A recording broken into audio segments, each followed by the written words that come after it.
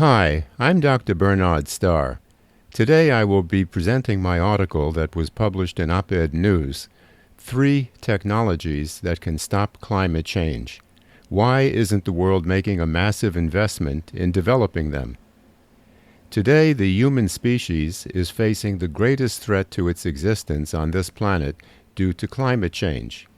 The warming of the planet threatens the sustainability of life.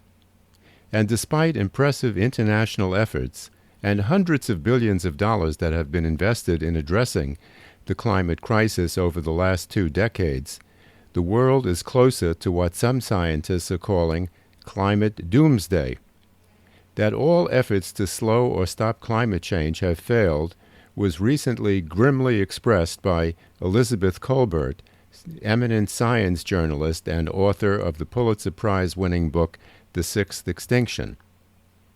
On August 13, 2022, in an interview on NPR's New Yorker Hour, Kolbert told David Remnick that all current programs will not solve the climate crisis or prevent disasters. They will only make it worse or less worse. Let me repeat that again, because it's a stark and frightening assessment. All current efforts to stop climate change will make things worse or less worse.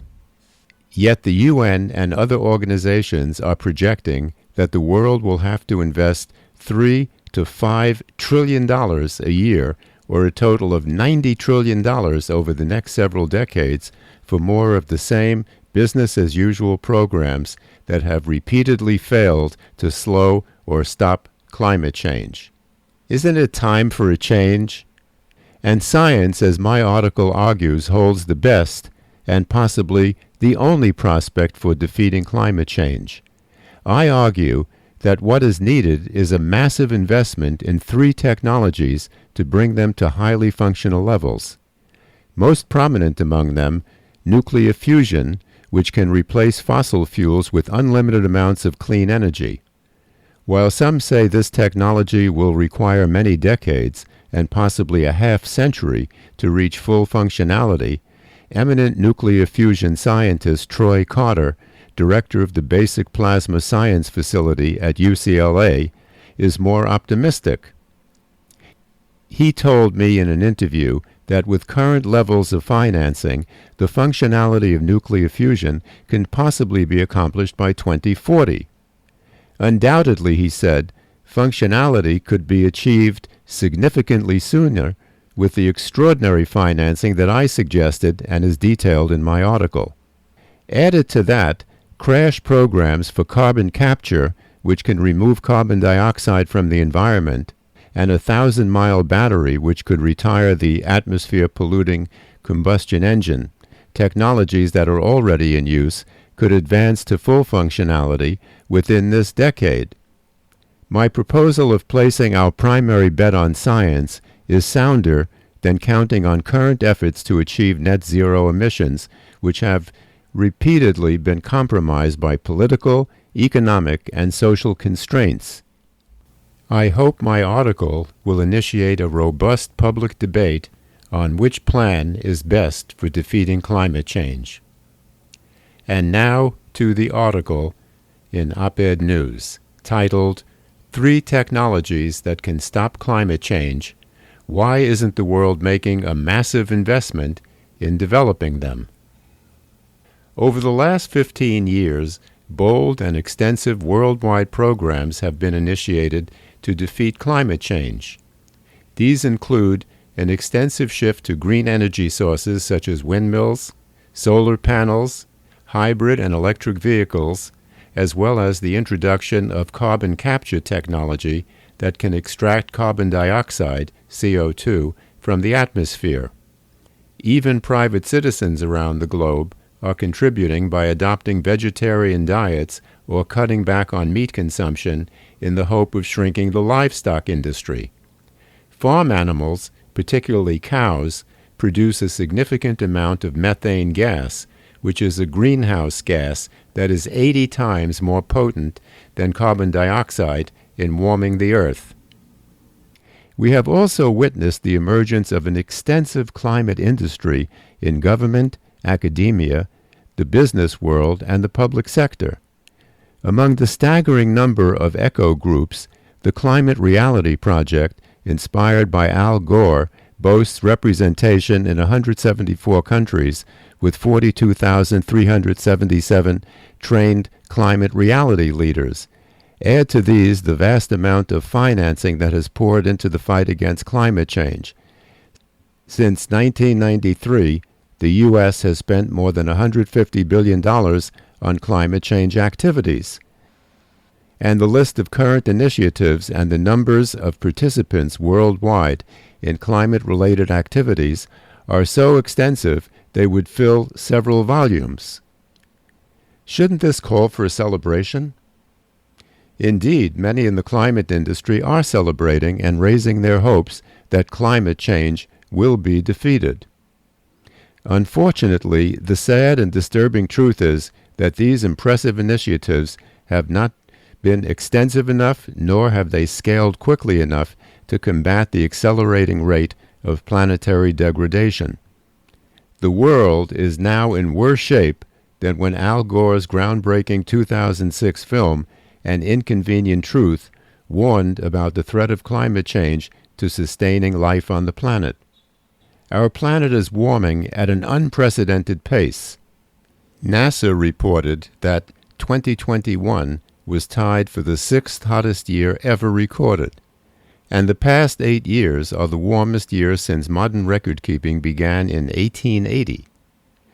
Also alarming, the level of CO2 in the atmosphere is greater than in past years.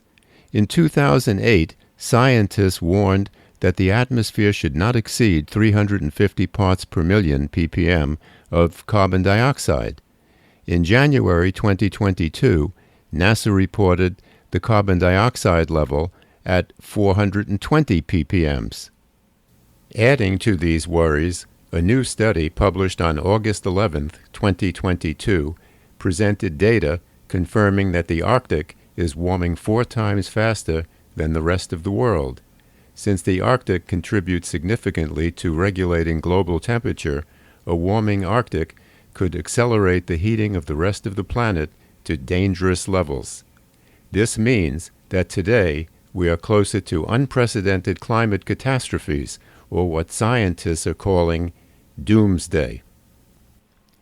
Yet 3 existing technologies, nuclear fusion, carbon capture, and a 1,000-mile fast-charging battery for vehicles could stop climate change.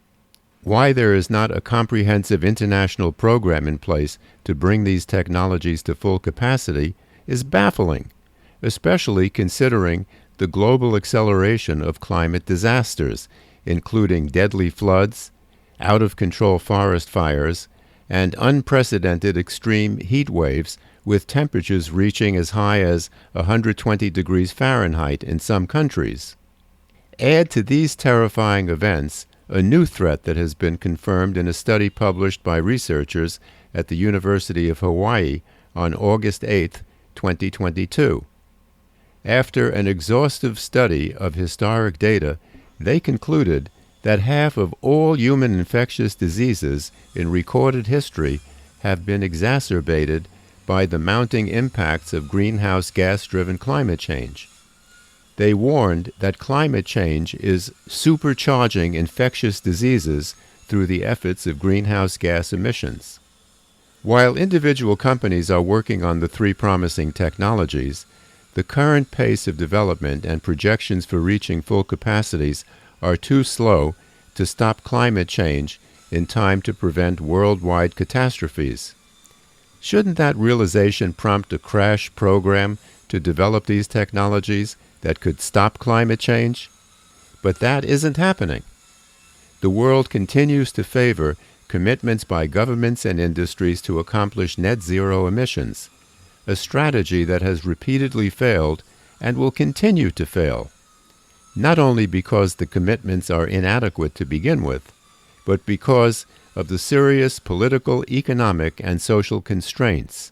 Consider, too, the periodic disruptions in the energy supply chain, disruptions that revive the use of high carbon emission sources. We have seen that recently. Sanctions blocking oil purchases from Russia following Putin's invasion of Ukraine resulted in countries resuming coal production and other atmosphere-poisoning practices. Similar disruptions in the future can be expected to compromise commitments. And despite the Paris Agreement, signed in 2016, requiring countries to reduce emissions, carbon levels, as just noted, have increased since then in each successive year, as documented by the National Geographic. Making matters worse is the fact that some countries refuse to make climate change a priority. In May 2022, the Democratic Republic of the Congo announced that it will allow oil drilling in their rainforests and other protected sanctuaries. This decision will not only diminish the forest's lung function for the atmosphere, but will add significantly to carbon emissions. The Congo rainforests are critical to defeating climate change. They remove as much as 1.5 billion tons of CO2 from the atmosphere annually. A spokesperson for Greenpeace warned of a global climate catastrophe if this new policy is enacted. On August 9, 2022, U.S. Secretary of State Anthony Blinken urged the Congo to reconsider its decision.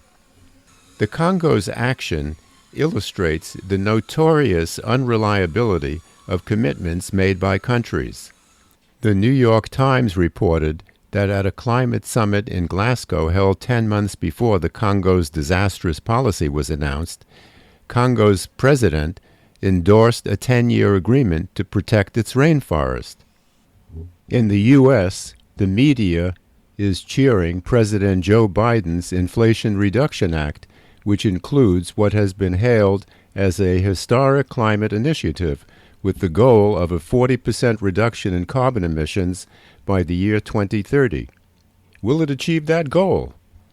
A close examination invites skepticism. Similar to other commitments around the world, for governments to get consensus to adopt policies that reduce greenhouse emissions, compromises must be made to appease those who profit from industries that poison the atmosphere. That's why Biden's bill will fund greenhouse technologies, but at the same time will allow coal power plants to keep operating. Another concession requires the government to auction some public lands and waterways for oil drilling. Most discouraging, much of the astonishing nearly $400 billion that is allocated for climate actions is designated for relief from the effects of climate change disasters. The bill also offers tax credits for purchases of electric vehicles and for encouraging businesses to develop low-carbon energy technologies. Although ambitious and generous, these programs are the same ones that have repeatedly failed to stop climate change. Even if this bill were to accomplish its goal, it will not prevent climate change disasters. The climate crisis can't be solved locally. To stop climate change, the entire world must be on board with extreme conservation measures.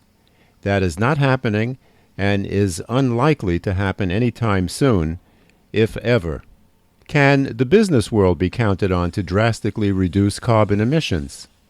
The Economist reported in 2021 that 2,000 of the world's biggest publicly traded firms have embraced net zero emission goals for their operations. And in the U.S., quote, about a quarter of firms in the S&P 500 index have done so, end quote.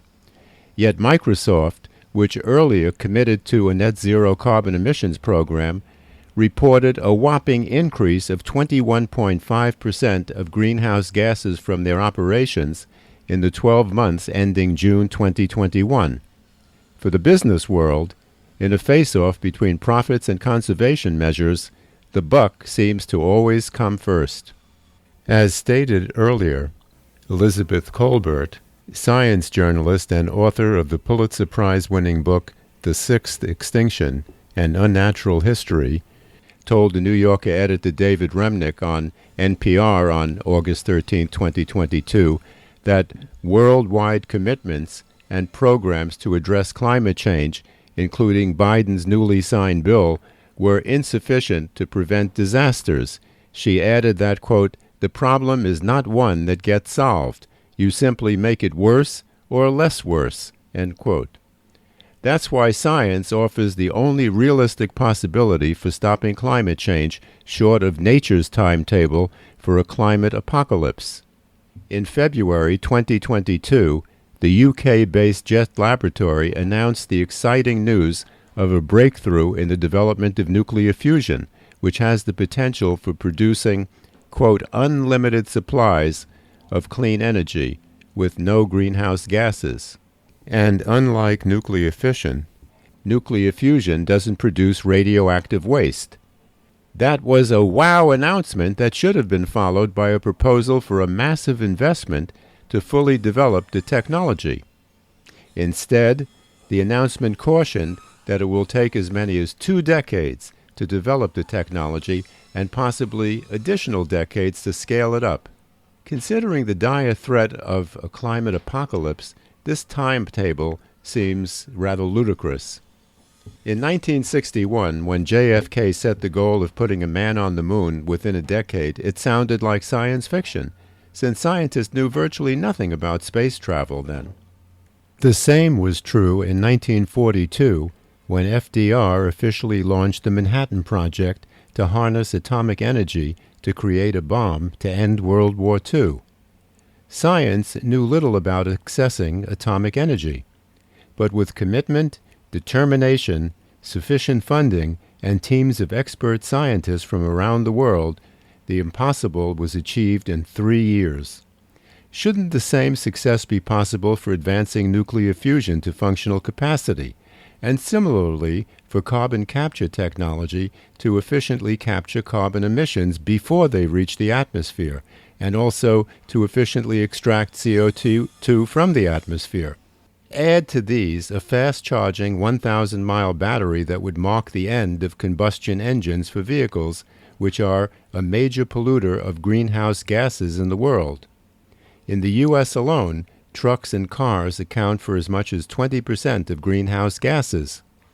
Current vehicle batteries can travel on an average of 250 to 300 miles on a single charge. Tesla claims a distance of 405 miles on a single charge for one of its models. Full charges for most batteries can take as long as 8 hours. The encouraging news is that for the 3 technologies, scientists already have a trove of knowledge. In a telephone interview on August 18, 2022, with Professor Troy Carter, director of the Plasma Science and Technology Institute at UCLA and a leading expert on nuclear fusion, I asked about the prospect of developing fusion technology in time to slow or defeat climate change. Dr. Carter is optimistic. He lamented the relatively skimpy funding for nuclear fusion compared to funding for other technologies and programs, when fusion offers so much for resolving the climate change crisis by potentially replacing fossil fuels with an unlimited supply of clean energy. Nevertheless, he said, even at current levels of funding, the dedication and tireless commitment of scientists around the globe working on fusion could bring the technology to limited functionality by 2040 and much greater functionality sooner with the unlimited financing that I suggested. His infectious enthusiasm about the prospects for getting the job done was inspiring. Some might say that advancing these promising technologies to sufficient levels in time to prevent the climate apocalypse would require a miracle. If so, who is more likely to produce a miracle, science or governments and industries?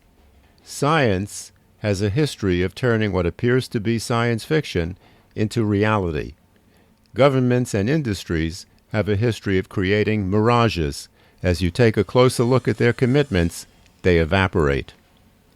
The Thomson Reuters Foundation reported on October 28, 2021, that researchers at the World Resources Institute have estimated that climate finance needs to raise as much as $5 trillion a year globally by 2030 to successfully fight climate change. They warned that, quote, transformation across economies is too slow to meet international temperature goals, end quote. The UN and other organizations have made projections of $90 to $150 trillion of mammoth financing requirements. These immense funds, if raised, would be used to expand the same strategies and programs that have not slowed the accelerating advance toward climate doomsday. Just a single infusion of, let's say, $1 to $3 trillion for the rapid development of proven technologies might have a greater possibility of defeating climate change. The odds for which path is more likely to yield success is clear. It's time to face the truth and make a big bet on science. Let's give science whatever resources are necessary to fully develop the technologies that can defeat climate change. On February 19, 2021, John Kerry, Special Presidential Envoy for Climate, said, quote, Earth has 9 years to avert the worst consequences of the climate crisis, end quote. Scientists are so terrified that time is running out to prevent unprecedented and unstoppable climate catastrophes that on August 29th, 5 climate scientists and a political scientist published an article in the scientific journal Nature Climate Change calling on fellow scientists to engage in civil disobedience, even risking arrest, to pressure governments to take more aggressive and drastic action on the climate crisis. The stakes couldn't be higher, and compromise should not be an option. Thanks for listening. I'm Dr. Bernard Starr.